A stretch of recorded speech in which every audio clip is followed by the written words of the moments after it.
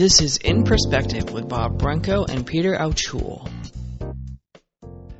Hello, everybody. Welcome once again to In Perspective. I am Bob Branco, and with me, of course, is my good friend and co-host, Peter O'Toole. Peter, Happy New Year to you.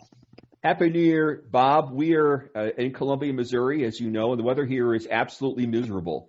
Raw, cold, dull, no sun, no rain, no snow, just sort of dull and cold. Just a dull day. No drama in Missouri. Nothing. I'm very surprised. It's been this way for like the past 10 days. So, yeah, anyway. But we're doing fine otherwise. Wonderful. I want to thank Raymond Gay, our producer, for working behind the scenes here at In Perspective. And I also want to thank our media sources for airing the program, and also for Jacqueline Sylvia for archiving In Perspective on my website. And by the way, this is episode number 187. Thank you, Ray. Thank you, Jackie. And thank you, media sources.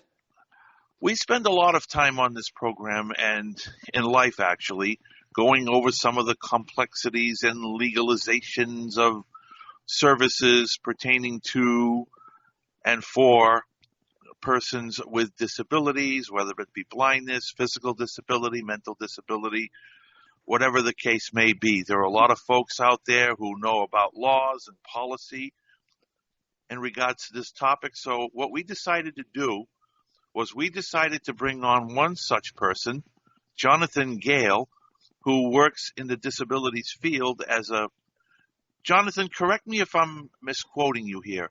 You are a disability policy consultant or specialist. Am I correct?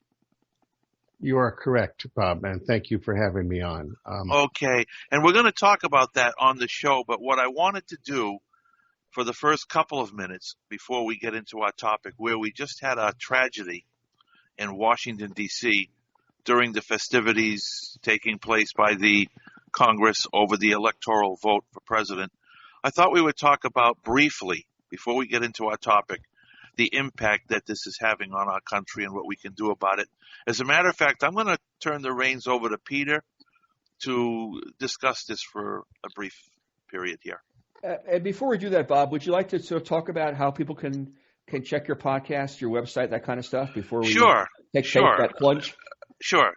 Jacqueline Sylvia is the designer from JS Web Solutions, and she designed my website. So if you go to www.brancoevents.com, arrow down until you see In Perspective podcasts, you click on those, and there you will have all of our shows archived from latest to earliest. Thank you, Bob. So it's been I'm sure most of us were glued to our media device of choice on what today is Friday, Wednesday, when this whole thing went down. And we're all, at least I am, still trying to figure out what this means for the country, after all that went on. And so I thought it might be worth having a brief discussion about how we're all doing through all of this. And I know many of us have been to D.C. I'm not one of them who to advocate certain things in front of their Congress people and senators and so on and so forth. And so I just was sort of curious, Jonathan, before we talk about what are your thoughts about all of this? Having been to D.C. often to do your work, about how things have been down there. Well, I think, and thanks for asking the question, I'm going to give it from the approach of access to the Capitol. I don't think it's appropriate for me to get into what was right and what was wrong, except to say that clearly going into the Capitol and doing what people did, and the mob mentality was absolutely wrong and, in my opinion, highly inappropriate, and I'll leave that stand where it is. As far as access to the Capitol itself, there are a couple of different ways people can get in. There's through the Visitor Center, which is fairly new and only been open for a half a dozen years or so. And then there's the West Side, and then there's the main Capitol steps, which is where a lot of access is gained as well. On a normal day, you can't go up those Capitol steps anymore without clearance and going through detectors. Even once you get up to the doors, you have to go through medical detectors and significant numbers of secure personnel. When you go to the visitor center, similarly, there are always at least 10 to 12 officers, armed officers, outside telling people you can't bring in your bag, put things away, you have to bring this over and get it checked, et cetera, et cetera. That's at all entrances. So for me, part of the big question here is, where were all of these officers that would be there under the normal course of business on any given day? This wasn't a weekend. It was a weekday. The House and the Senate office buildings are still open. The Capitol is still open for normal business, normal tourism, and so forth. Where were all of these officers? It seemed like they weren't anywhere to be found. Again, and once you get inside, there are a myriad number of officers at every entrance and every exit. And in the rotunda, for example, which is the center of the Capitol, the big giant rotunda, according to what I've heard, I don't know if this is the case, there were no officers there to be found. Normally, they'd be all over the place when the House and the Senate are in session. So, that's the biggest concern I have, is that painting that picture, where were the officers and the personnel who were supposed to be there, from the U.S. Marshals to the Capitol Police? I think if they were there and they were on duty, unless they were assigned somewhere else, what happened would not have happened. Yeah. From a personal standpoint, I just want to say that this was one of the most inappropriate, disgusting things that could happen to America as we know it. Hopefully it won't happen again. And the thing is, from what I know, and I could be wrong because I'm not there and I only go by what I hear from the media, and I hear both sides of the media. To me, this was an act of someone who tried to overthrow a constitutional process because of the belief that it was done fraudulently. Unless I'm mistaken, that's what I thought it was. Regardless of what the view is, I think we would all agree that doing what they did and going in and and trashing offices and making the Congress having to flee to safer quarters is not a good look for this country. And I'm sure we would all agree on that, whatever our politics are. And Jonathan, I think your point is dead on. I'm sort of curious about where all those law enforcement people were. You would think that given the importance of the day and given, the rumors that are floating about, there'd be more people there. There seemed to have been less, or they weren't prepared or something. And so I hope there are some more investigations about this so this doesn't happen again, hopefully, because this was not a good look for anybody. Not at all. But Jonathan, you're here to talk about your work, and a lot of people have a lot of questions and issues, particularly since the pandemic began. I know I've had numerous conversations with people with disabilities about how they've had to adjust their lives. I mean, their lives had been adjusted anyway because of their disabilities. Now they've had to adjust their lives because of a pandemic to complicate matters even further. But we'll get into that down the line. Jonathan, you have a very impressive resume. You worked for the IRS. You worked for housing. You worked with children. You went to Perkins, where I met you back in 1972. As a matter of fact, you narrated a Christmas concert in December of 72. I remember that. And you graduated in 73, and you went to college after that. But you've been a busy man. And even more recently, when I got to know you better, we talked on the phone about another project that we were working on. You jokingly told me that you're hardly ever home to see your spouse. That's true. You work so hard. That's true. Exactly.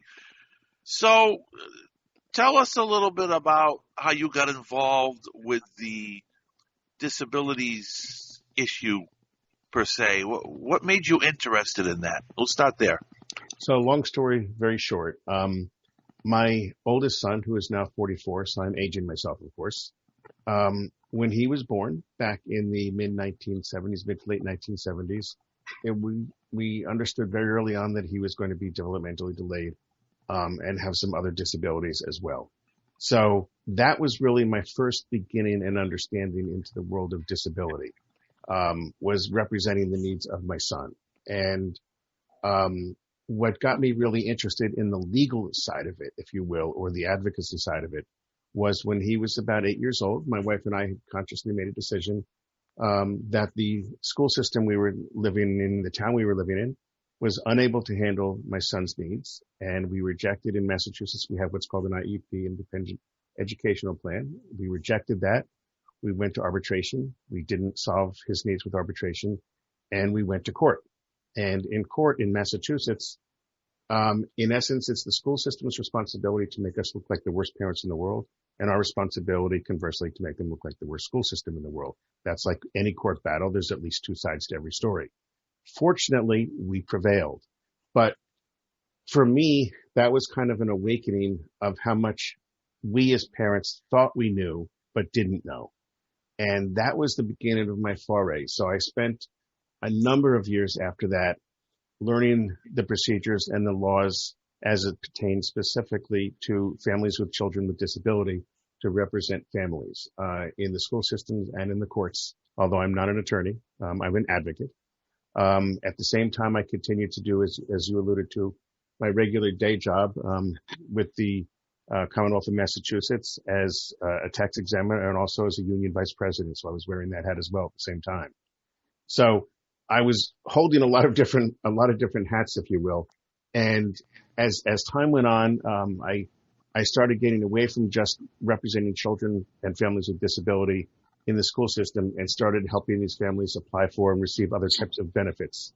So Social Security benefits, for example, SSI, SSDI, public assistance for housing, public access to other types of benefits they needed, medical benefits, things of that nature. And just one thing has evolved into another until I eventually decided to leave the Commonwealth.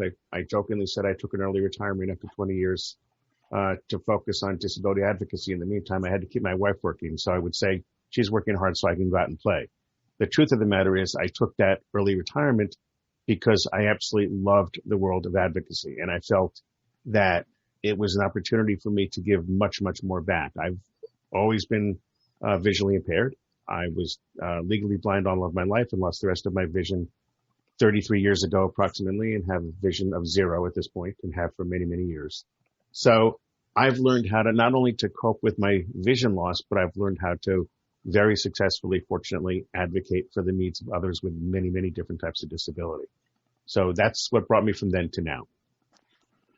That's really interesting, and thank you for sharing all of that. Of course, we're all sort of experiencing this virus, this pandemic, and whatever we thought about disability pre-pandemic, I think has been affected dramatically by the virus, and things have changed drastically in all kinds of areas, and education and healthcare and transportation and employment and who knows what else, housing, I suppose.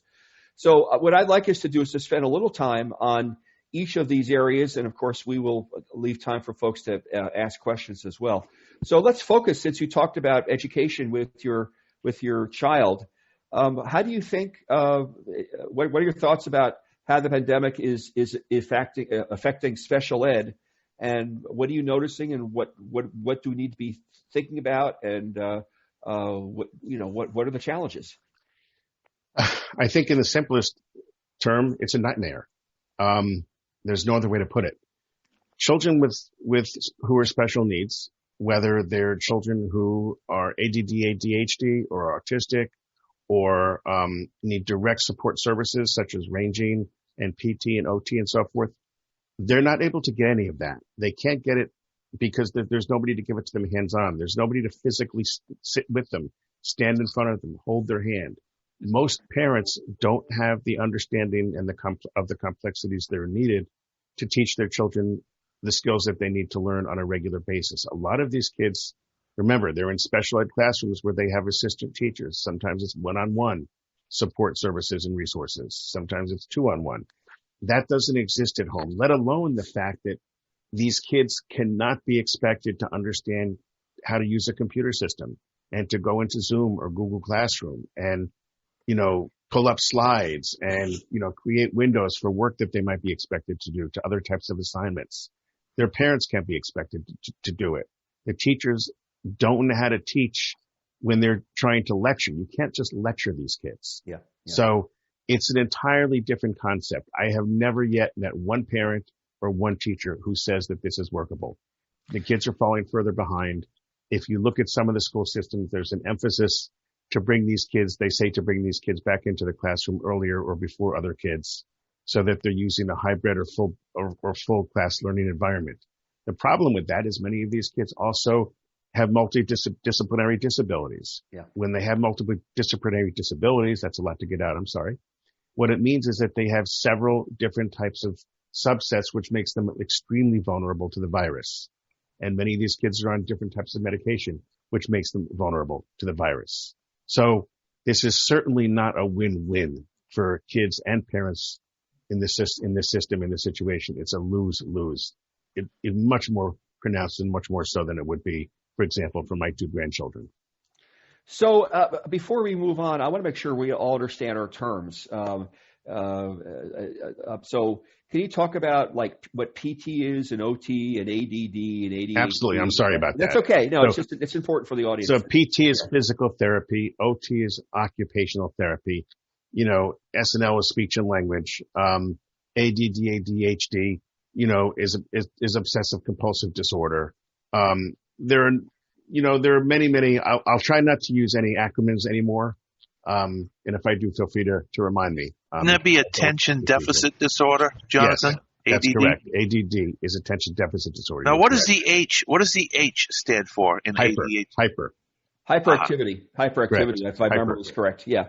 So yeah, I mean, so this is a pretty dismal time for kids with disabilities and their parents. Have you found any success stories or strategies that, I know this is, you can't solve all the problems and it's a terrible time, but are there things that seem to be working a little better than other things? I think the success stories are really not in what the kids are doing, but in the parents who understand how to use the technology and in the understanding of parents of what it takes to teach their children and the parents who can put the time into it. So, many times you have parents who, of course, are at home now because they need to be. And that's the only care provider that these kids would have otherwise. If a parent understands what to do with their children and they can devote the energy and the time, that it takes 4, 5, 6 hours a day to lessons with these kids at the same time taking these kids. I had somebody, for example, the other day who said, there was snow in Massachusetts here and they said I had to take my child outside and play with them in the snow and get them to roll in the snow to get some energy out to come back in to learn. Mm-hmm. And I say that because there are so many other parts of this that parents have to play a role in. If you have a parent who can be successful with a child, the child's going to be moderately successful and they're not going to regress. But otherwise, no, it's all about regression, unfortunately. So it sounds like what I'm hearing you saying is that part of the challenge is to help parents be more effective parenting, right? If the kids can't go to school and the home is the basic source for learning, the better the parents can do, the better the kids are going to do. So are you hearing of any programs out there where the parents are being educated on how to be more effective parents? I think there are programs out there that try to educate parents on what to do and how to be effective. There's a large number of them in different places that will focus on ways to teach. It's different. You're not teaching parents how to parent. Right. You're teaching them how to teach. And, people will go, for example, to the Autism Network or to this network or that work because each disability subset has its own specific types of needs. So parents will tend to go to the subset, website that relates to their child's disability to find the tools that they need and the resources that they need. Sometimes there are training classes being held or seminars being held on best practices to do A, B, or C. And the smart parents who think they know everything will still spend time doing that because they realize that there's so much more they need to know on a daily basis. This is, as much as this is testing kids, this is enormously testing. And oddly enough, this is providing enormous educational opportunities for a lot of these parents to really understand their kids' disability that they never understood before. Sure. There are a lot more new jobs as a result of the pandemic. New jobs have been created like contact tracing and other related jobs. But the other one that was right under the radar, Jonathan, until you mentioned it, was the parental programs to teach them how to be teachable to their children with disabilities. That particular job should be in demand more than ever, and I'm glad that that's being worked on. It's in more demand more than ever, and what it's actually done is a lot of the clinical folks who normally would be at a location where a family comes for an hour or two to learn different types of procedures and ways to do things, those clinical folks have now, like everyone else, just like if you're going to have a physical from your doctor and it's a remote physical, they've had to learn how to retool. So now they're doing the same types of teaching, but they're doing it remotely, and they're doing it for large numbers instead of just one person at a time. Just as an aside, Jonathan, to me, I regard a remote physical as an oxymoron. Really. How do you test for things remotely? Well, then you're getting into the medical side of it. And, if you segue into that a little bit, for example, a person who is blind can't necessarily do an online physical with the doctor. First of all, the doctor's not using a stethoscope. The doctor's not physically looking at you. The doctor's not touching your skin. And, a person who is blind, for example, can't say, oh, I have a bump right here. It's red. Or I have something here. Can you take a look at it? Yes, you can turn around and show them something on your back, but you can't tell them necessarily anything else about it because you can't see it. So, remote, if you will, or distance examinations for doctors, remote medical exams are really only informational. If you think about it, they're for the most part informational. That's by design. The doctors can't use the same tools. They're bound by, there are things they can't do legally, things they can't say legally, even over the internet, even on a secure net, because they're not examining you physically. So it changes the world. So let's talk about telemedicine, since you sort of moved in that direction, the idea of doing more and more stuff by phone with video chats and all those things. What are you sensing about how that's working for people with disabilities? How accessible is the software, for example, being used? What are you noticing? I think what you're finding with a lot of medical facilities and with a lot of individuals is keep in mind that people with disability, and I'm not just referring to blindness, but people with disability very often have much more complex in the way of complexity when it comes to using the internet or using a computer, using a mouse, knowing how to do it, having access to the same resources, or even being able in many cases to afford the technology. Because again, that's as pronounced for a person with a disability as it's pronounced for people in a quote low income unquote community in many cases. So what you have is, number one, people having difficulty accessing technology or using technology. And that minimizes the ability to use, not only to use telehealth systems to communicate with doctors visually, but it means that now you have to communicate with doctors verbally as opposed to visually. So you're going back to the audio only. So now it's the doctor has to make an audio call to you as opposed to an audio visual. Well, you know what? A lot of facilities don't allow that. Yeah. So a lot of clients or patients, and I say clients because I'm thinking of clinical psychiatric practices as well, who normally rely on a visual observation to help understand the needs of their client or a patient. They can't do it because the patient doesn't know how to use the equipment, or the facility doesn't have the right access. They don't have the right portals. So a blind person can't log into X, Y, or Z hospital or medical facility because their portals are not accessible, quote unquote. Oh my goodness, you talk about portals. And that's a huge, as you all know, that's a huge nut to crack.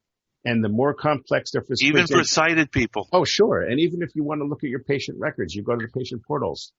Unless you really know what you're doing, it's almost impossible to find them. And it's not a situation where they can take over your computer and bring it up for you. Like when you call Microsoft for assistance or Apple or something like that, they're not allowed to do that because of HIPAA. So they can't walk you around it. So the disability community at large has really, really taken a major, major hit with telemedicine. So this clearly is a major issue. I mean, I think we've all experienced this problem in one way or another. Well, if I may, yeah, between March and June, most people were involved with telemedicine, but mine was not done on the computer. When I had my visit with my doctor back in April remotely, it was done over the telephone. The nurse called, then the doctor called, and it was like everything was done over the phone. There was no technology in my case. And that's for the most part, Bob, because the technology wasn't required then. It is now. It is now. Now the technology is required for recording purposes, for backup, for support. They have to use it. It's very rare. If you say to a doctor now, can you have, or to the office, can you have the doctor call me and have a verbal conversation? They'll put you on hold for 15 minutes to get an approval if they can do it. And if the doctor is willing to do it. It's much easier for the doctor to sit in their office, and I'm not trying to make light of what the doctors have to do because, who knows how much they're missing that they otherwise could treat. Right. But, they're sitting in their office and they're going from one patient to another and the video setups are put through and they're ready for them. To have them stop and make a phone call to a person and do a non-visual observation is now taking them out of the element that they were once used to doing. So, again, I asked the same question I asked about the education piece. This is a complicated issue that's very frustrating. I know that it has been for me. Are there solutions? Are there things are there glimmers of hope out there that are beginning to maybe turn the tide a little bit? I think in the work that I've been involved in, what I've noticed is that it's making many more companies, many more medical facilities, many more educational facilities, many more state facilities or state sites and so forth. They're becoming much more aware of the need to have their web access be much more accessible and fully accessible. And that's not just for people who are blind, but people who have other types of disability as well. For example, dyslexia. Yeah. It's becoming much more pronounced. It's much more aware now. I think the companies that overall are involved in accessibilities are probably busier than they've ever been in their lives, which on one level is amazingly great. But on the other level, it's just the tip of the iceberg. There's so much out there, and this seems to be the direction that many things are going to go in the future, even after we get through the pandemic. Yeah. So, we have to continue to advocate, but we also have to learn how to accommodate. And that second part of it is going to be the most complex. And it costs money. It costs enormous money amounts too. of money. Yeah. Huge amounts of money. And I'll give you a simple example when you think of technology and resource, and then, we can move on if you'd like. But if you think about something, we all have technology that talks to us. We have our iPhones, we have our Androids, we have our JAWS, et cetera, et cetera. That technology exists. A lot of the talking technology, especially with the exception of JAWS to some extent, is because the sighted world wanted things that talk to them. The sighted world wanted to be told where to go and how to get there. And GPSs. Exactly. All GPSs talk now. Okay, your phone, everything. If it wasn't for the sighted world wanting the technology that tells us everything and anything, including Google and Alexa and all that sort of stuff, a lot of the technology that we have as people who have disability wouldn't exist. So I always say, I always tell when I'm speaking, if but not for what the sighted world wants, thank you very much. It's funny. I've always heard it the other way around, that a lot of the software that was originally made to make our lives easier was adapted for sighted people. And the story I often tell is back in the 80s, I got this talking clock from American Foundation of the Blind. And 2 years later, my aunt, who was sighted, got a similar clock at a local department store. Did exactly the same thing. It cost more money or something, but it was really, and I think there's a lot of that. So it must be going both ways. It does go both ways, and you're right to some extent. The simpler versions, as you said, the talking clock that goes back quite far, right, and talking watches that go way back to the old Radio Shack, things like that. Right. Those are the simpler versions, and those were designed for people who are blind or have other disability. But the complex components, the GPSs, the other devices, those weren't originally designed for people with disability. It was the other way around. Sure, that makes sense. So I'm curious. Can you give me? Do you have a concrete example about some beacons of success in this arena? It's so complicated. Are you aware of success of specific examples? There's no specific individual example, but what I will say is that I think the one area, oddly enough, where to some extent people with disability have more of a level playing field now is employment. And that's because of the ability of people with disability to work from home. So that's a catch-22. People with disability can work from home and they can work remotely now because companies are hiring more and more people to work from home / remotely now. If the person with the disability is able to do the work at the same level as the person who's non-disabled, in most cases now, then that person has just as much of an opportunity to get that job. before, that person may not have been able to get to the job site, either because Right. of location, transportation, dependent upon the type of disability they have, all different types of circumstances. Now, if the person has the capability to use the technology, and that's the key factor, then that person has the same opportunity.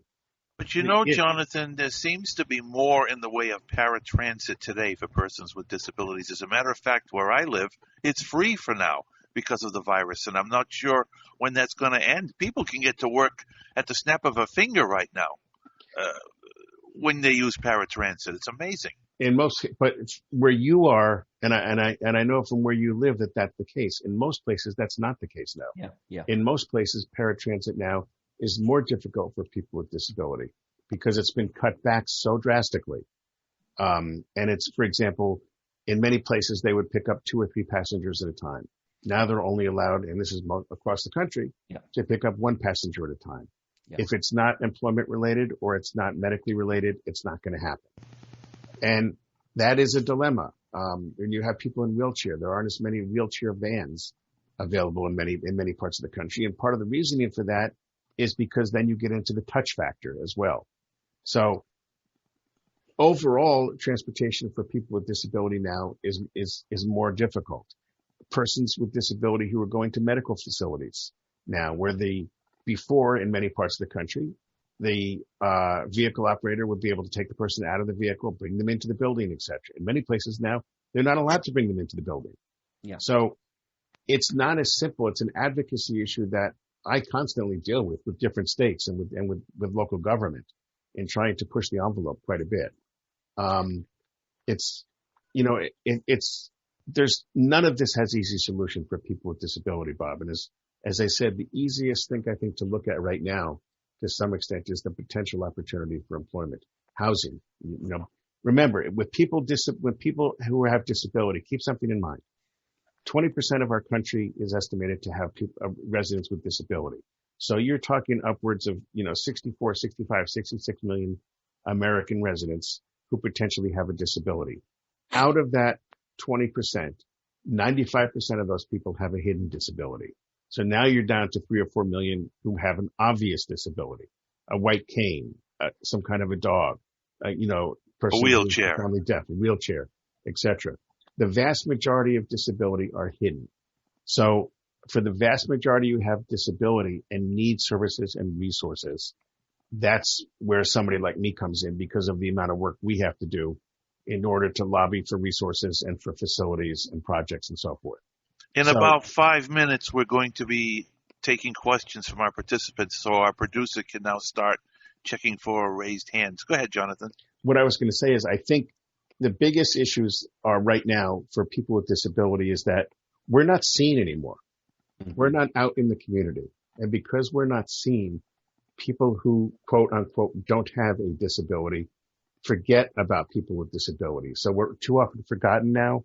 And the advocacies and the courtesies that we might have gotten otherwise, the little bit of understanding in many cases we might have gotten, or some deference we might have gotten otherwise, is beginning to slowly disappear. And, it affects every single thing that a person with a disability wants, needs, and does. So for me as an advocate, one of the big challenges is to keep people with disability on the radar for employers, for public housing, for access, for medical needs, for transportation.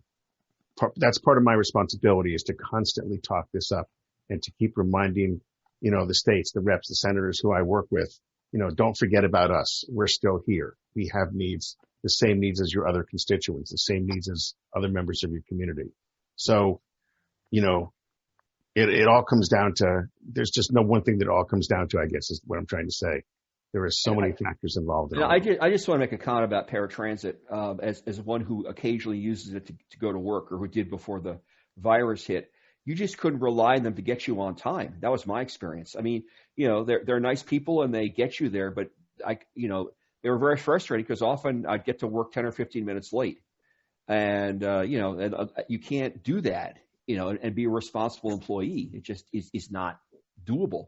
And you're right. Yeah. You're absolutely right. And what you get into there, and I'll leave it at this, and then you'll probably want to take questions from your audience. But what you get into there is a question of is the transportation reliable and available? And that goes along with what's referred to as a reasonable accommodation. Right. And having the transportation is a reasonable accommodation that maybe the government or the city or the town provides to you. But your employer at the same time has the right to expect that you will get there on time. You will stay until your work day is done, whatever time you're allowed to clock out at or whatever, right, and not leave 20 minutes early because your ride has shown up. Nor do they have the right to expect you're going to be 20 minutes late and have the excuses, oh, they had to drop somebody else off first, so they got there late. That employer has the right to expect you to be able to do the job at the same level as any other employee. And if you can't do it, then that's not a reasonable accommodation. The accommodation is what the employer has to do to help you do the job. But the employer has every right to expect you to perform it at 100%. Yeah, it's very frustrating, just on that one level alone. So in any case, Ray, do we have any hands raised? We have Stephen. You are already unmuted. So Steve, say hi and ask your question. Hello, Steve. Hi, I just had some thoughts about definitely all disabilities, but I'm just concerned. My concern is trying to get as many app developers, web developers, technology people educated as possible. I know that's probably a pipe dream, but on the other side of it is the training, training people with JAWS. If every site in the world was accessible, you still have to teach. Some people are still going to have to learn JAWS. So do you have any idea? I know that's a big order, but do you have any thoughts on that in general? So, for example, there's a program at MIT in Massachusetts Institute of Technology. I'm sure most people have heard it. And MIT has several projects they work on specifically related to creating apps for people with different types of disability on a phone. And not only do they create the apps, then they provide instruction on how to use the apps and how to learn how to use the apps. I think one of the things you have to keep in mind when you talk about websites and web accessibility is that when people go, at one time we had DOS, then we went to Windows, then we, HTML, and then we evolved to Linux and other things. Every time there's a different concept of how web access is going to be put together, then JAWS has to be able to be reconfigured, and the web has to be reconfigured so that JAWS will work with it. So it goes hand in hand. I think it's going to be a constant battle. If you think about it, graphics are a huge issue for those of us who are blind to understand graphics. And very, very often, if there's no translation, we lose half the page. So again, the graphic interfaces are going to constantly change, Steve. So I think that's a big issue as well. I will, for example, I'm going to toot my own horn for a second here. When I mentioned MIT, I worked on a project to develop, and I think, Steve, you may have tried this before, called Boop Light Detector. Use it all the time. And I was a principal in developing that app. That came from me as an individual wanting to know when lights are off in a room because of the work that I do, and I travel quite a bit. I didn't want people coming to pick me up for a meeting and opening a hotel door that's really dark. That's just kind of an eerie thing if you think about it. Or I wanted to know when the lights are on for my grandkids so I could yell at them for leaving lights on. That's how a lot of. I'm sorry I interrupted, but you're saying we constantly have to battle it. It does not. Absolutely, yes, it's a constant battle. Right, which I figured that would be but I think we've come a long way. But I'm sorry, go ahead. I didn't mean to. No, I'm going to stop because I don't want to go too much further into it. But yes, we've come a long way, but we're always going to have a long way to go. Yeah. So I have a couple of comments, Jonathan. I'd be curious, and Steve, if you want to react, or anybody else for that matter, is fine.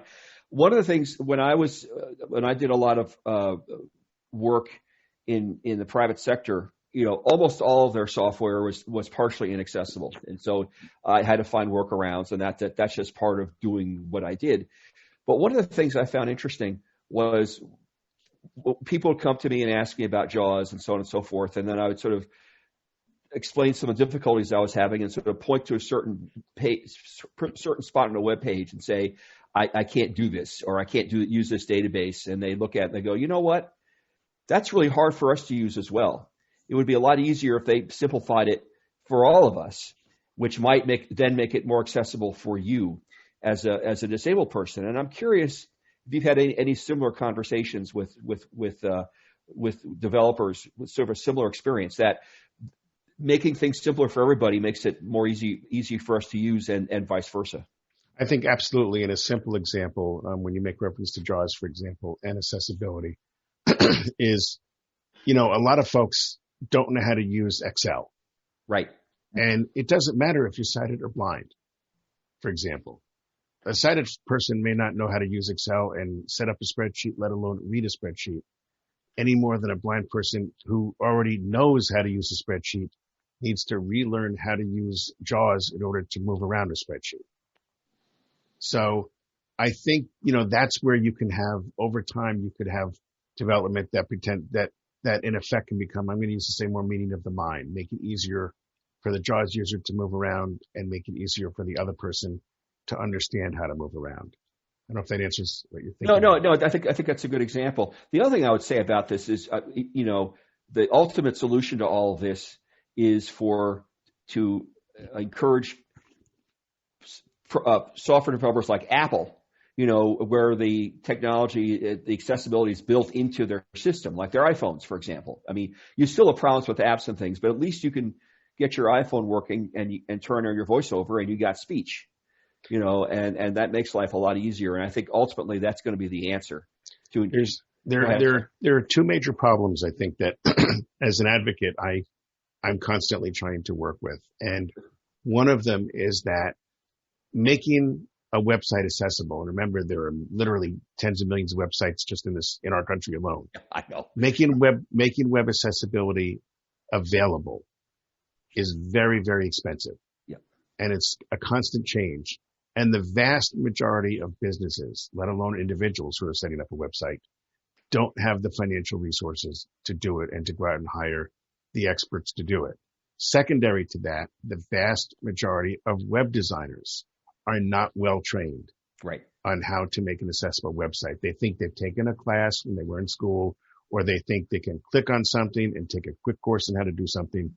But you know what? When they do, they're leaving most of the disabilities out. They're learning one subset of one disability, and they don't realize that, and they're leaving the needs of other disabilities out. Is that because they're putting the accessibility afterward? I know it's probably expensive both ways, but I've always heard that it's more expensive to put accessibility later than if you tell them ahead of time. But you're right, a lot of them if you build a site from the ground up with accessibility, it is much more cost effective and much more time effective. But you also have to have the company that knows what they're doing it. Right. So, for example, to use a name deliberately, GoDaddy, which is a huge corporation. Yeah. If you call GoDaddy because you want to get a website from GoDaddy and you ask them if they can help you build an accessible website, they'll tell you they don't do it. Mm-hmm. They'll build a website for anybody else, but not accessible because they don't have the resources, they don't have the staff, and they don't have the training technology to do it. I'm not faulting them for it, although I'd like to. I think they should do it. Yeah. It's a requirement of federal law, but to enforce it and file suit, somebody's got to do it first. So, Ray, are there other hands raised? Yes, we Thank have you, Steve. Pam, and then we have Beth. All right. Okay, we'll go with Pam. Pam, welcome. Yes, thank you. To a certain extent, you just said better what part of what I was going to say. But another thing that I see happening is that even though some of the websites might be accessible, I have friends who got what computer training they got through a maybe not so good blindness organization. I'm talking visual impairment at this point because that's where I fall in. I don't use a wheelchair. I thank goodness. My heart goes out to those who do.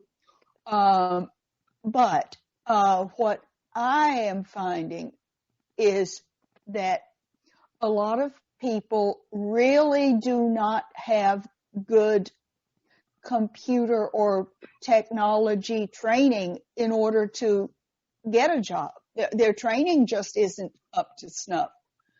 And it's hard for them to go anywhere else to get better training because those you sign up at a local,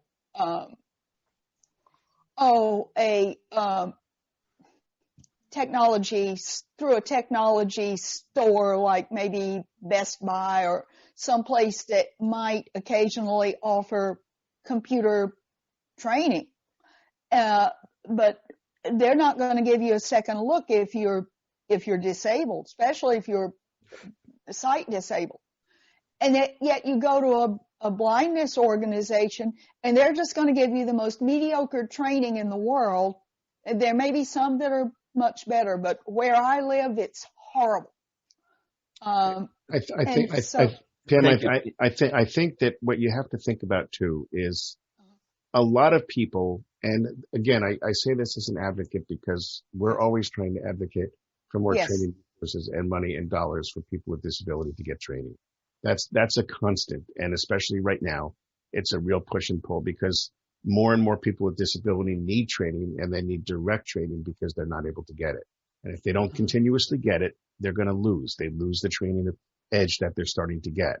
Yeah. Having said that, what I'm going to say to you is the vast majority of people who, for example, are visually impaired, and I'm going to focus on visual impairment since that's what this call is. Many of the people who are visually impaired have at one time had enough usable vision where they used a computer the way the majority of the sighted world used a computer. Mm-hmm. Once their vision has deteriorated enough or they've lost their vision and they have to be taught how to use technology in a different way, that's a whole different ball of wax. So it may not be that these people don't know how to use technology or understand technology. I think in the majority of cases, they actually do. What happens is they don't know how to use technology in a new format. Right. Think of it as a person who has never taken Spanish before, and now at 30, 40, 50, 60 years old, you're told you're going to have to immerse yourself in a Spanish class. It's a similar concept. If you've never had to do it this way, you're not going to grasp it. If you're used to using a mouse as opposed to arrow keys and tab keys, it's an entirely different concept. You have to learn thousands of steps to do it. And that makes it much more complex for the person. I think if you're able to take the person and teach them a little bit at a time, and I really do mean that, and you show them, by example, this is what you might be able to do again. I've seen many people who have lost their vision, who once they begin to understand what JAWS is about, for example, and I'm using JAWS deliberately as the name, once they understand what it's about, it may take them years to learn it. But what you're doing is you're beginning to give that person a sense of realization. I can have part of my life back that I've been missing for whether it's 1 week or 1 year or 2 years. But it's a learning curve. It's a huge, huge learning curve. I realize that, but what I'm really actually referring to people who have never had sight, and they went somewhere and they took technology training, and they were given just a very basic, and not even really good training at that, and then they went to try to get a job, and well, and unfortunately, and I know that there are other callers, but I'm going to just say to you that a lot of that falls to different states. Every state has its own way of doing things. Every state has its own allowable budget on what they do for people with different types of disabilities. Some states have a great budget and great resources, and other states are just, they're as horrible as they could possibly be. Before we get to our next caller, I feel compelled, and I'll just take a minute to relate a story that happened to me back in the late 80s. I was working for an office supply company, and long story short, my boss found out about a rehab center for the blind in the greater Boston area. I won't mention the name of it. And he found out that they taught computer and word processing. So he wanted me to go there for 2 weeks. I went there for 2 weeks. I learned word processing all right, but I learned a program called QWERTY, which is never used in offices. Mm-hmm. Why was QWERTY taught in the first place? It's spelt, by the way, QWERTY. I know why it was spelt that way. It's all about the typewriter. But why is it, Jonathan, do you think that I had to learn QWERTY? My boss expected me to come back from that rehab center knowing all about his word processing. So I can actually give you that answer, Bob, believe it or not. The standard keyboard on a computer is called a what? It's called a QWERTY keyboard, but the question Bob's asking... No. What's the standard keyboard actually called? It's called a QWERTY keyboard, specifically. But the program reason that I learned in '88 was called QWERTY. That's right, and that's because the program was designed at that time with DOS to work with the keyboard only, and the keyboard is what you were learning. You were learning the keyboard with speech, and the keyboard was designed to work with DOS and JAWS. That's all they had at the early stages of JAWS and screen reader. Except the only problem was I could not apply what I learned to my job when I came back. But the technology didn't exist yet. That's what I'm trying to say. Well, see, this is where my boss, who happened to be sighted, God rest his soul, was not informed of all that, which goes back to another subject. But anyway. So we do at least one other hand raised, and forgive me, Ray, I forgot who that person is. Beth, thank you, Bob. Yes, it's Beth, and then we have someone. Hey, on the phone. guys. Okay. This is Beth from Virginia Beach. Hey, Beth, welcome. And hey, Beth. I have a question. I'm not going to go into extreme detail. I could, but it would take longer than we have. I would like to know, what is your thought about the attitudes of the non-disabled toward people with disabilities? Do they like people with disabilities? Do they think people with disabilities are a pain in the neck? Do they not care? What do you think? All of the above. So let me give you a quick example of something that I quite often use. And this is an example of people who may want employment, just so you kind of get it. And from my perspective is what I mean, because I think it's the whole gamut. If you have a family member, first of all, who has a disability, or a significant disability especially, you tend to be more understanding. If you don't, you're not as close to it. You're somewhat removed and you don't understand the need that person may have with their disability subset to some extent. There are other people who are very self-absorbed and they're never going to understand disability until it happens to them. And then it's the woe is me kind of thing. Mm-hmm. So I don't think there's a one size that fits all, frankly. And I know what you're trying to get at, I think, but there's not. And the one thing I equate this to is, if the example I'll give you very quickly is, if you are at a party, and Bob may have heard me say this once, I think, but if you're at a party and there's a person across the room who's deaf, and you're talking to a friend who's a general manager of a corporation or a CFO, and he says, "Look at over there how Jenny Beth does her sign language as a deaf person. Isn't that amazing?" And then, he sees Jonathan walking around the table and getting food and using his cane, and look at that guy over there, the blind guy with his cane. Can he see? And somebody says, "No, he has no vision." Oh my God, he seems to know what he's doing. And then, look at Sam over there in the wheelchair. He's just tooling around the house like he owns the place. And then the person who's having the conversation with his CFO said, Jonathan's an electrical engineer, and Jenny Beth is a chemist, and Sam has a degree in accounting. And, except for their disability, these guys are all looking for jobs. You're the CFO of a large corporation. Do you think I could maybe give you a call and have a conversation about it? More likely the person is, you know what, let me talk to you about that later. Catch me later. I got to go. So what I'm getting at is, it's the fear of the unknown that affects people's attitudes towards disability. They think they know, they think they're empathetic, but more often than not, it's the fear of the unknown. As an advocate, part of my responsibility is to break those barriers down. We have 4 minutes, by the way. And by the way, I think that's really the responsibility of all of us in a smaller way. Even if you're not an advocate as a paid line of work, I think that we have that, and it can be really tiring and whatever. It can be a full-time job for anybody who has a disability. Exactly, and it can be really annoying and frustrating and tiresome and all that. Absolutely. But unfortunately, and it's same as every other minority group as well. They struggle with similar kinds of issues. There was a person on the phone, I think, Ray. Is that correct? Yes. With the last three of 638, if you could unmute yourself. Yes, hello. My name is Beth from New Mexico. And I was just going to say that in a lot of these cases, voc rehab doesn't, as the person was saying a while ago, voc rehab does not teach want to teach their people good computer skills, and they want you to work out in public. They don't seem to care about working from home. I think the vast majority of people, Beth, who have disability want to work in the public. They don't want to work from home. They would rather be out in the public. They'd rather be contributing members, I'm going to use the word, of society similarly to everybody else. They have the same desires. They want to have friends and and relationships. And I understand that, but you said the market was changing. It is changing. And a lot of this is going to be working from home now.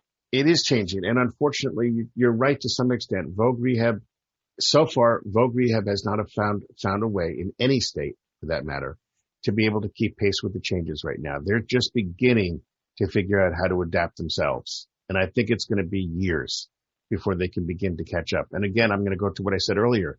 In some states, depending upon the state agencies and the state budgets, they're going to do a great job at it. And they're going to hire teachers and trainers and instructors who know what they're doing.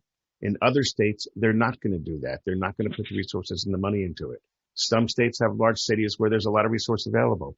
Other states are mostly rural where there's not much available. So there are so many things to consider, but you're absolutely right.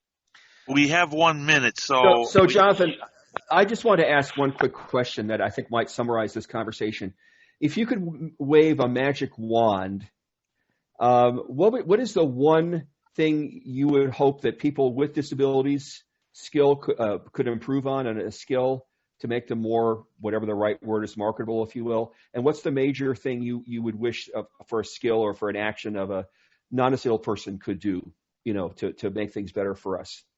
I think for people with disability, the one skill set that I think people with disability could really stand a lot of work on is soft skills, believe it or not.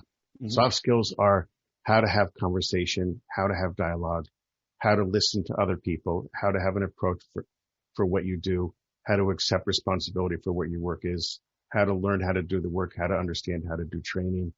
I think humility goes a long way. And I honestly think for people with disability, very often it's hard to have the humility. And a lot of that goes with the fact that a lot of people with disability don't have a lot of contact with other people. Yeah. So I know that might sound like kind of a backslap answer, but I really think that a lot of time needs to be spent teaching a person with a disability soft skills. How do you present yourself when you're applying for a job? How do you advocate for yourself? How do you convince an employer that as a person with a disability, you're the best person for the job? Jonathan, if there's a second, can you flip the script a little bit? Talk for 15 seconds about. We're over. We're over. Time. Okay, then that's I'm fine. Sorry. That's okay. quite all right. That's Time right. flies when we're having a fascinating and a very quality discussion about things. And Jonathan, we do want you back we'll on our program. Back. In fact, we'll schedule you. I'll give you a call next week. We'll schedule you in another month or two to come back and talk more about this subject. It's a very important subject. I'd be happy to do it. Thank you for taking the time today out of your busy day. And also thank you to our participants for taking the time as well. And also to you, Peter. Next week, we're going to be focusing on Martin Luther King. It's ML King Day a week from Monday. And we're going to be having a couple of folks to talk about that. And we hope you will join us and encourage your friends to join us. Thank you. Blessings to you all. And we will talk to you next week. Go safe with God's abundant blessings. Take care. And thank you guys for having me.